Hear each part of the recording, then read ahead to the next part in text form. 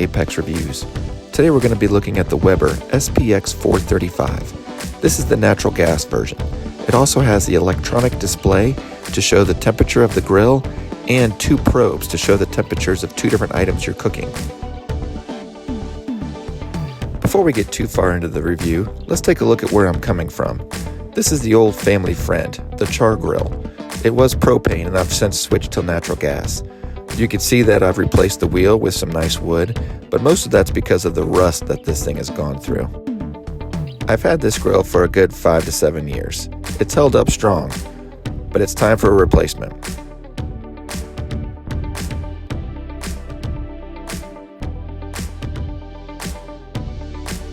I'm not going to say my grill has hot spots, but I will say that right now all my burners are on high, and it's definitely got some cold spots. This grill might still have some life left on it, but my wife told me it was time for a new one, and I'm not about to argue with that. The Weber was pretty heavy. It took 2 of us to move it into the garage. I believe the instructions say some assembly required, but they're lying. It's all assembly.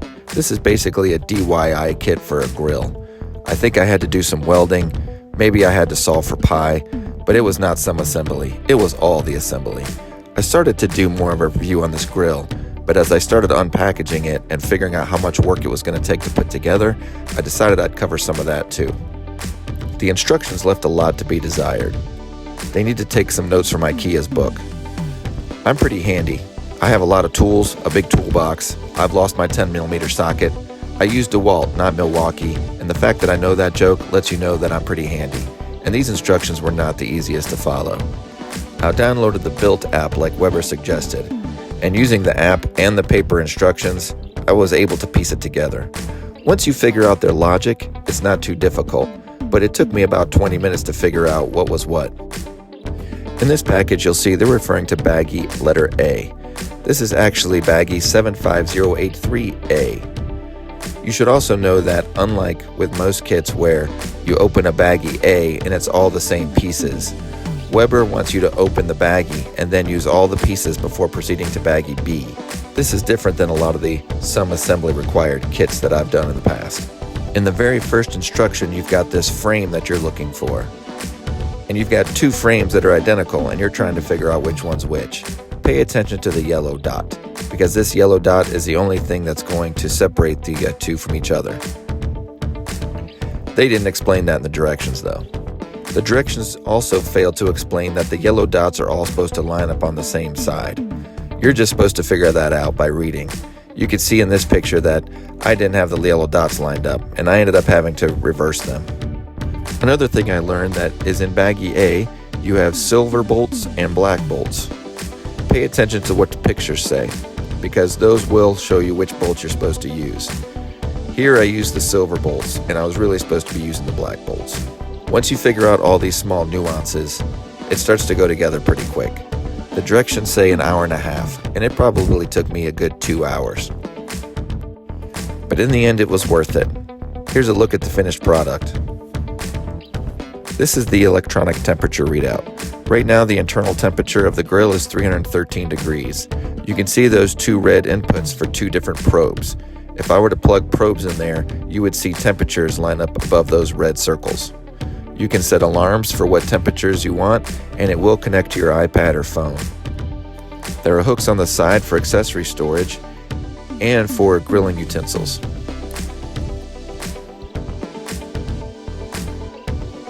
Since this is a natural gas version, there's a lot of room inside.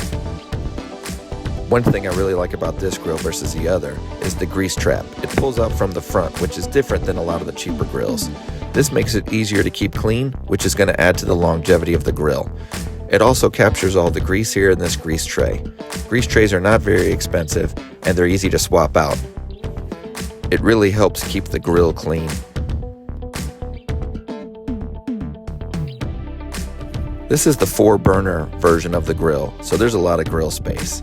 This grill also has internal lights. You turn them on with the end of the handle. There are 3 D-cell batteries actually in the handle that are installed at the other end.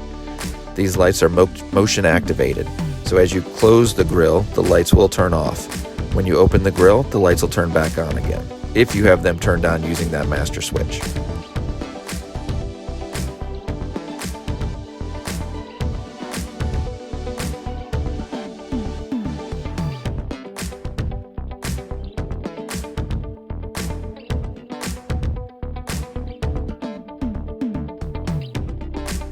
This grill also has a storage closet on the side, which I use to store some of my cleaning supplies. Like most grills, it also has a side burner.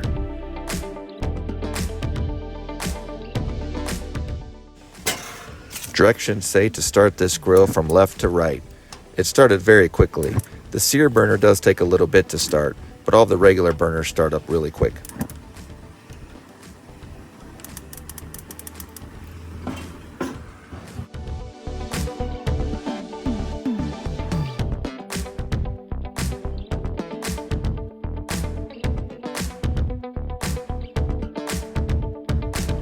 The SPX-435 also has knob lights that you can turn on and off.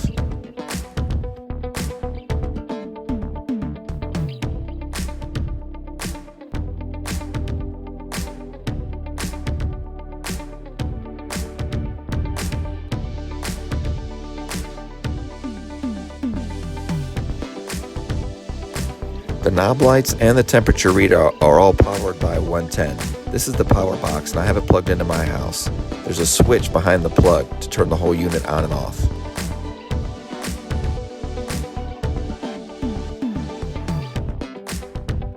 You can see here now it's off. One thing I really like about this grill is the fold-out upper grill. It gives you a lot of extra space when you need it, and it folds away when you don't.